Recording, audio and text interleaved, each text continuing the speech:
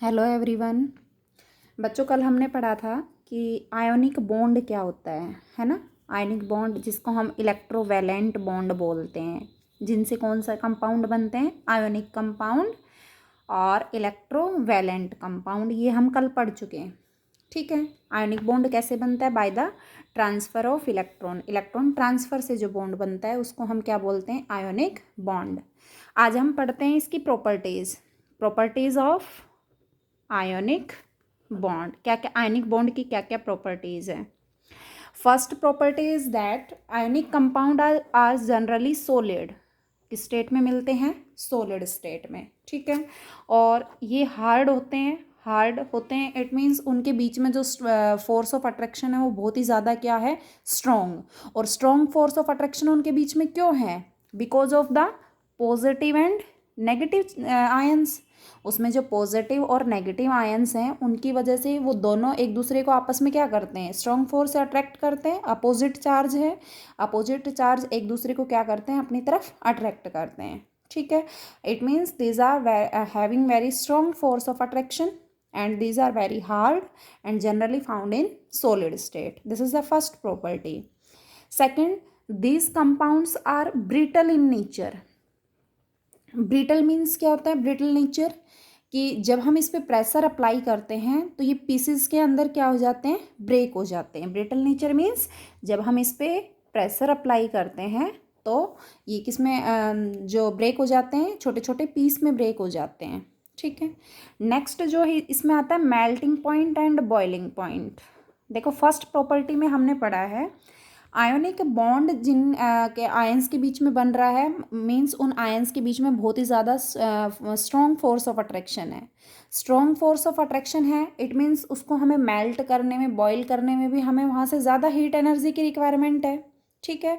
ज़्यादा heat energy की requirement है it means this compound have high melting and boiling point because of a considerable amount of energy is required to break the strong interionic attraction. Ions के बीच में जो attraction है उस strong interaction को तोड़ने के लिए हमें बहुत ही ज़्यादा एनर्जी की क्या होती है? रिक्वायरमेंट होती है।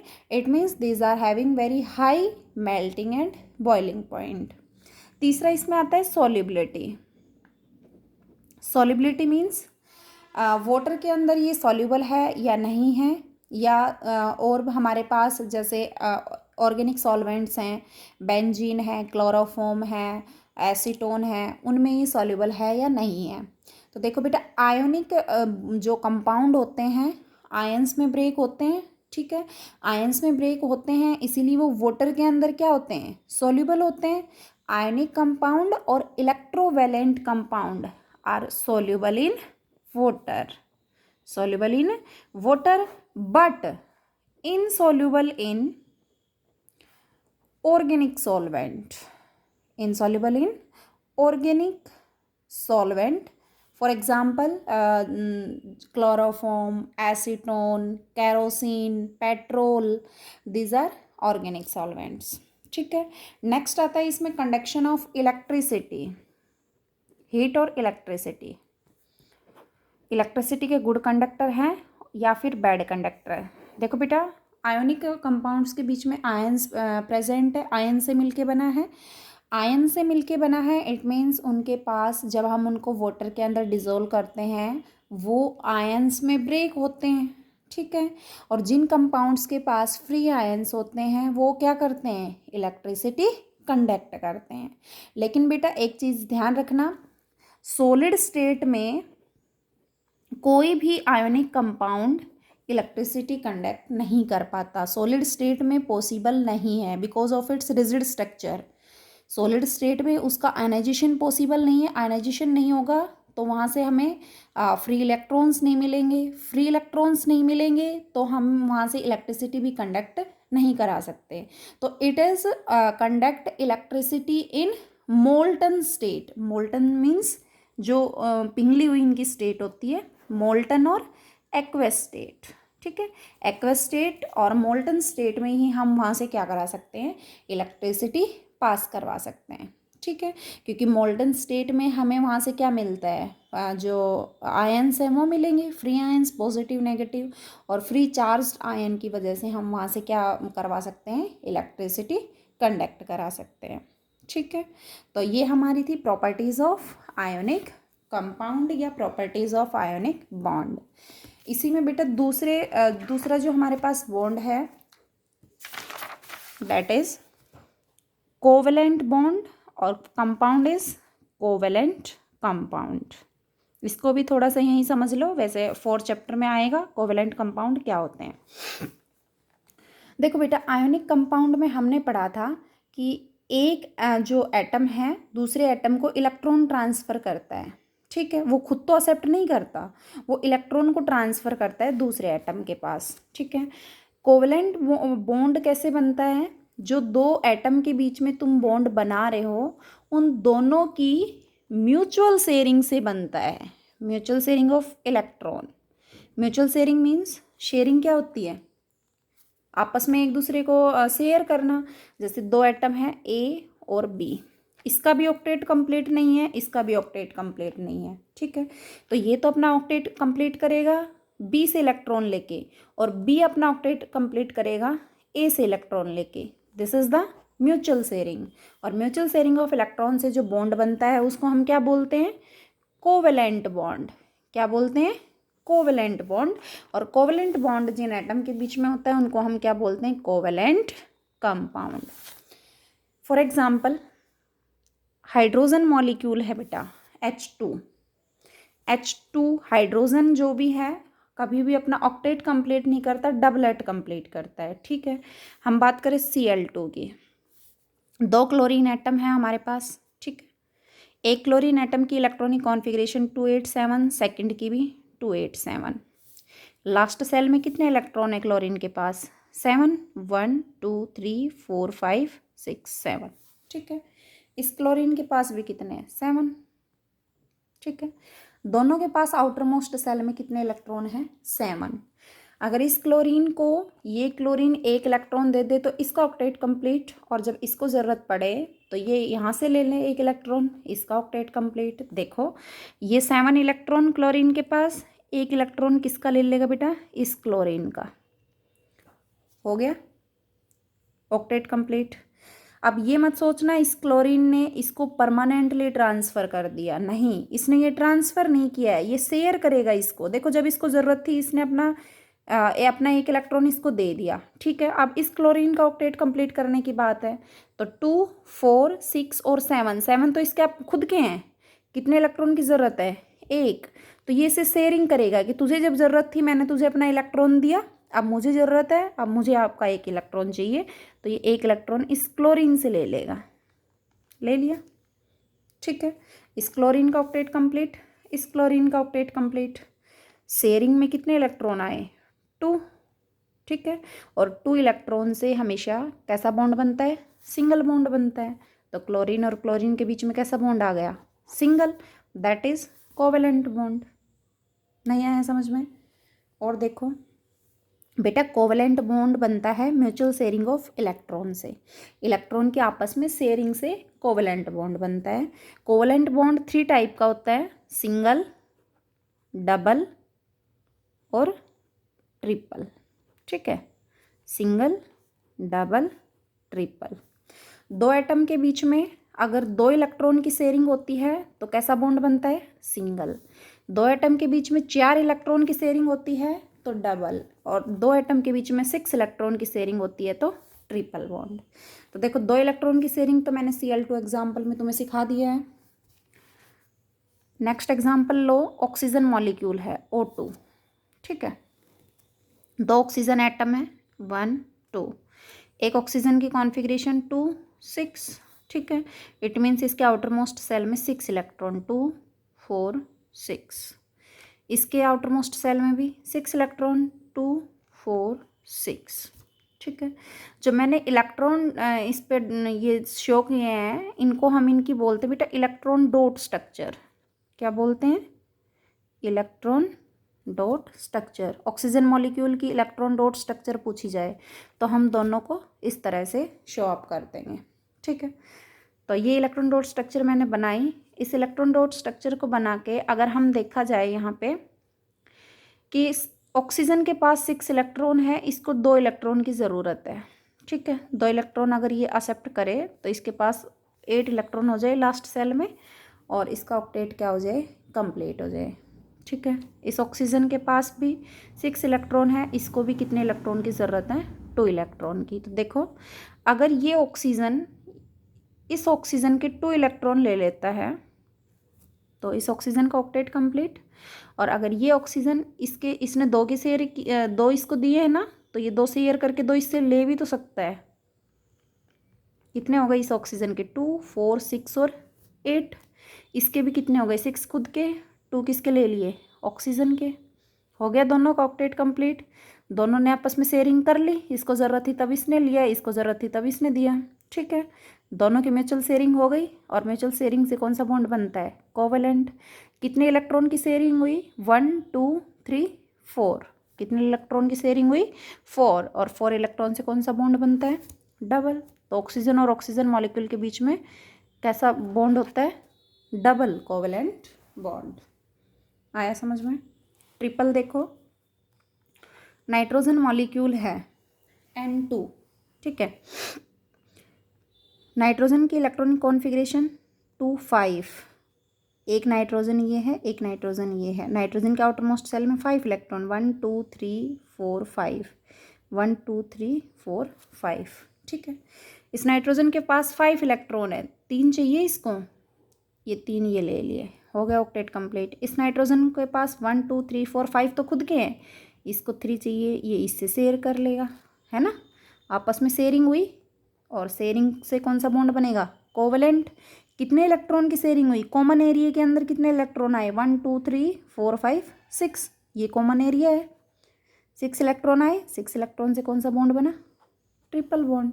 तो ये हमारा किसका एग्जाम्पल है, ट्रिपल कोवेलेंट बॉन्ड।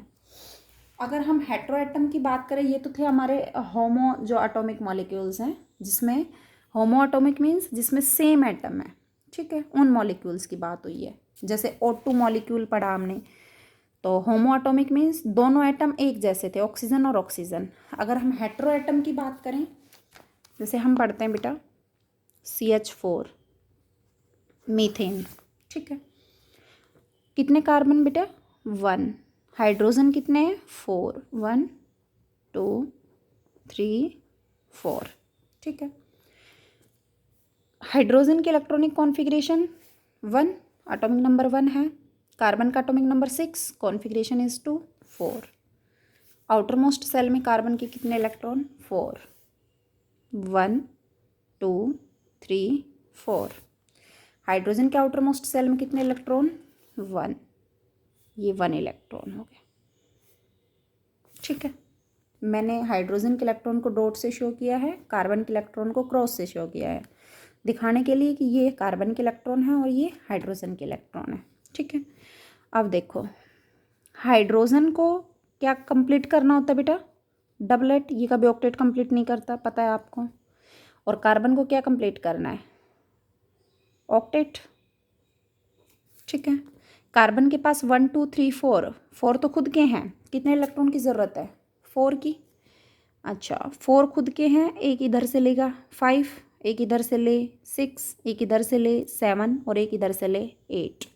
मतलब हर हाइड्रोजन के पास जो एक इलेक्ट्रॉन है, अगर कार्बन इसको शेयर करता है अपने साथ, तो इसका ऑक्टेट कंप्लीट हो जाएगा। तो देखो ये कार्बन ने इन चारों के पास से एक एक इलेक्ट्रॉन क्या कर लिया, ले लिया।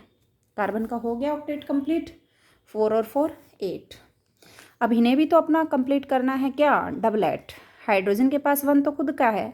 अच्छा, हाइड्रोजन ने एक किसको दिया था, इस हाइड्रोजन ने कार्बन को दिया था, तो ये कार्बन से ले भी तो सकता है, ये ले लिया इसने कार्बन से। ठीक है, हो गया डबलेट कंप्लीट इस हाइड्रोजन का। कार्बन का ऑक्टेट कंप्लीट हो गया, इस हाइड्रोजन का डबलेट कंप्लीट हो गया। अगर इसी में हम इसके पास चले, इस हाइड्रोजन के पास भी सेम कंडीशन है, इसने एक इलेक्ट्रॉन कार्बन को किया था, दिया था, तो ये भी शेयरिंग कर सकता है। इसने कार्बन से एक इलेक्ट्रॉन ले लिया, अपना डबलेट पूरा कर लिया। इसी तरह ये करेगा और इसी तरह ये करेगा। देखो हर हाइड्रोजन का डबलेट कंप्लीट है और हर कार्बन का ऑक्टेट कंप्लीट। हर कार्बन का ऑक्टेट कंप्लीट और हाइड्रोजन का डबलेट कंप्लीट कैसे हुआ? जब कार्बन ने हाइड्रोजन को दिए और हाइड्रोजन ने कार्बन को दिए। इट मीन्स दोनों ने आपस में क्या की? Mutual sharing. और म्यूचुअल शेयरिंग से कौन सा बॉन्ड बनता है? Covalent bond. कौन सा बॉन्ड बनता है? Covalent bond. इस हाइड्रोजन और इस कार्बन के बीच में कितने इलेक्ट्रॉन की शेयरिंग हुई? 1 और 2 इलेक्ट्रॉन से कैसा बॉन्ड बनता है? सिंगल। ठीक है। इस कार्बन और इस हाइड्रोजन के बीच में कितने इलेक्ट्रॉन की शेयरिंग हुई? 2 की, सिंगल बॉन्ड। इस कार्बन और हाइड्रोजन के बीच में भी सिंगल और उस कार्बन और हाइड्रोजन के बीच में भी सिंगल। तो CH4 में देखो कार्बन की वैलेंसी 4 ही होती है ना, 1 2 3 4। यहाँ पे भी कार्बन की वैलेंसी 4 ही शो कर रखी है। ठीक है। हाइड्रोजन की वैलेंसी 1। ठीक है। तो हाइड्रोजन 1 सिंगल बॉन्ड से कनेक्ट है। तो ये हमारी CH4 की स्ट्रक्चर हो गई। इसी में बेटा अगर बात करूँ मैं C2H4, C2H2 का तुम खुद करोगे देखना। ठीक है बेटा करके। मैं C2H4 का कराती हूँ। कितने हैं कार्बन है? 2 कार्बन है। ठीक है।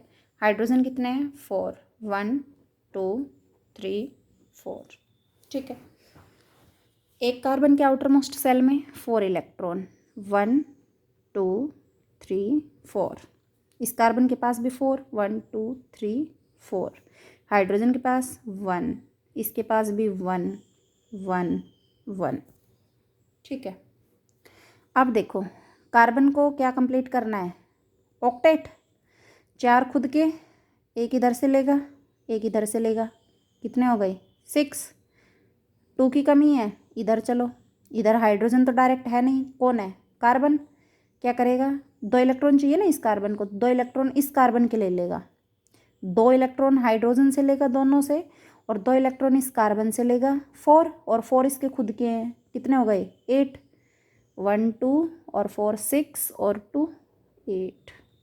हो गया कार्बन का ऑक्टेट कंप्लीट। ठीक है। इस कार्बन पे आ जाओ। 1 2 3 4, 4 खुद के, एक इस हाइड्रोजन से लेगा, एक इससे लेगा। कितने हो गए? 6। ठीक है। अब 2 इलेक्ट्रॉन इस कार्बन ने इसको दिए थे तो इसके ले भी सकता है। ये कर ली इसने शेयरिंग, 2 इलेक्ट्रॉन इस कार्बन के ले लिए। हो गए 8, 2 4 6 8। दोनों कार्बन का ऑक्टेट कंप्लीट। अब आ जाओ इस हाइड्रोजन पे। हाइड्रोजन ने एक इलेक्ट्रॉन किसको शेयर कर रखा है? कार्बन को। तो कार्बन से ले भी सकता है ना। तो ये 2 हाइड्रोजन के ये 2 इलेक्ट्रॉन हो गए। हो गए। इस हाइड्रोजन के एक खुद का, एक इस कार्बन को दे रखा था, शेयर कर सकता है एक इलेक्ट्रॉन, ये ले लिया। इस कार्बन ने भी, हाइड्रोजन ने इस तरह से डबलेट पूरा कर लिया। हाइड्रोजन का डबलेट पूरा करा दिया, कार्बन का ऑक्टेट पूरा करा दिया। ठीक है। अब हमें देखना है बॉन्ड कहाँ कहाँ बन रहा है। इस कार्बन और हाइड्रोजन में 2 इलेक्ट्रॉन की शेयरिंग, तो कार्बन और हाइड्रोजन के बीच में सिंगल बॉन्ड। इस कार्बन और इस हाइड्रोजन के बीच में 2 इलेक्ट्रॉन की शेयरिंग, सिंगल बॉन्ड। इस कार्बन और इस हाइड्रोजन के बीच में 2 इलेक्ट्रॉन की शेयरिंग, सिंगल बॉन्ड। इस कार्बन हाइड्रोजन के बीच में 2 इलेक्ट्रॉन की शेयरिंग, सिंगल बॉन्ड। क्या बच गया? कार्बन और कार्बन। कॉमन एरिया के अंदर कितने इलेक्ट्रॉन की शेयरिंग हो रही है? इस कार्बन ने इसके 2 लिए थे इलेक्ट्रॉन, इस कार्बन ने भी इसके 2 लिए थे। मतलब कितने इलेक्ट्रॉन की शेयरिंग हो रही है यहाँ पे? 4 की। 1 2 3 4। 4 इलेक्ट्रॉन से कौन सा बॉन्ड बनता है? Double bond. ठीक है। तो कार्बन हाइड्रोजन के बीच में सिंगल कोवेलेंट बॉन्ड और कार्बन कार्बन के बीच में डबल कोवेलेंट बॉन्ड। इसी तरह तुम्हें बेटा C2H2 का करके देखना है। ठीक है।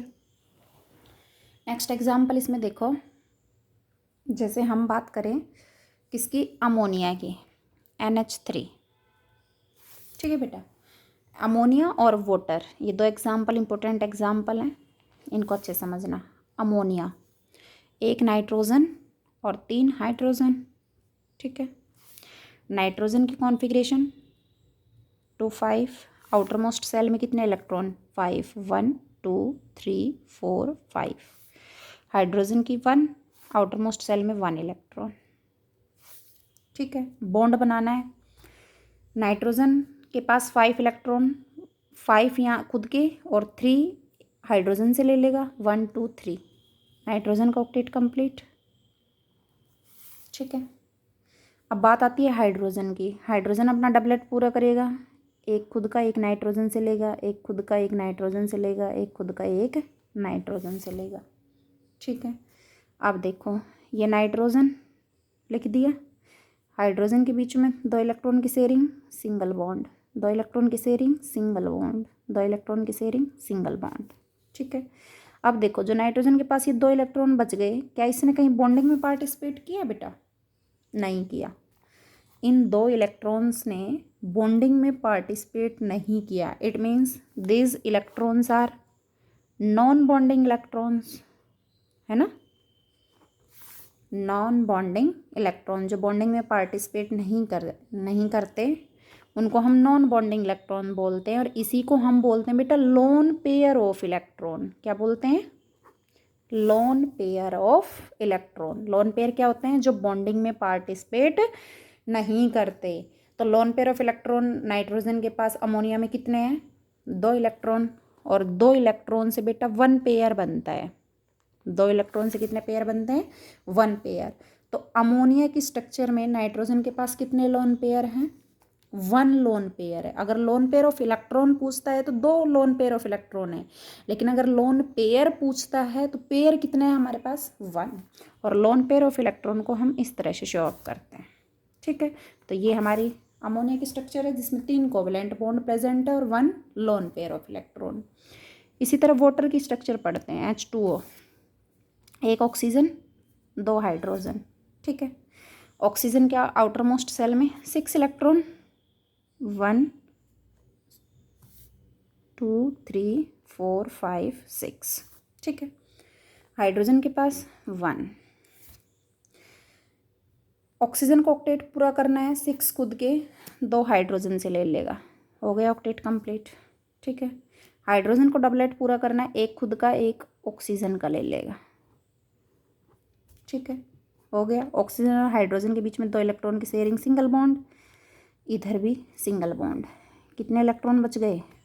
4 इलेक्ट्रॉन बच गए जिन्होंने बॉन्डिंग में पार्टिसिपेट नहीं किया। इट मीन्स ऑक्सीजन के पास कितने लोन पेयर हैं? 2 lone pair.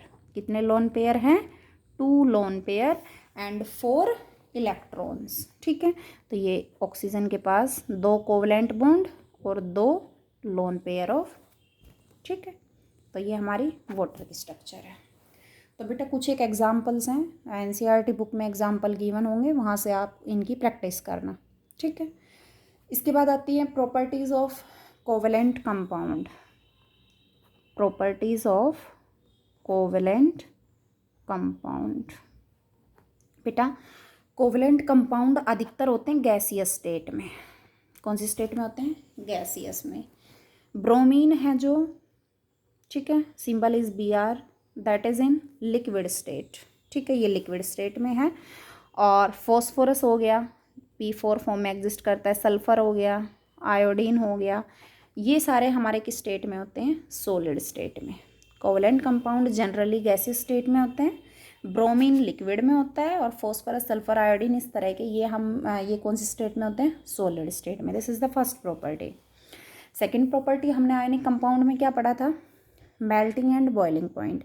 As comparison to ionic compound, covalent compound has less force of attraction between the ions या बिटवीन द एटम्स।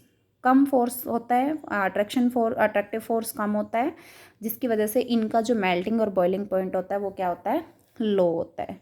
ठीक है, सॉल्युबिलिटी की बात करें, आयनिक कंपाउंड किस में सॉल्युबल थे? वाटर में, but these are insoluble in water because there is no ions are present. ठीक है, आयंस ही प्रेजेंट नहीं है तो वाटर के अंदर ये इनसॉल्युबल है, लेकिन ऑर्गेनिक सॉल्वेंट के अंदर ये क्या है? सॉल्युबल है। ठीक है, इलेक्ट्रिसिटी की बात आई थी, conduction of electricity. Ionic compound के पास फ्री आयंस थे इसलिए इलेक्ट्रिसिटी कंडक्ट कर पाया, इनके पास फ्री आयंस नहीं है, so this are the poor conductor of electricity. These are the properties of covalent compound. Thank you.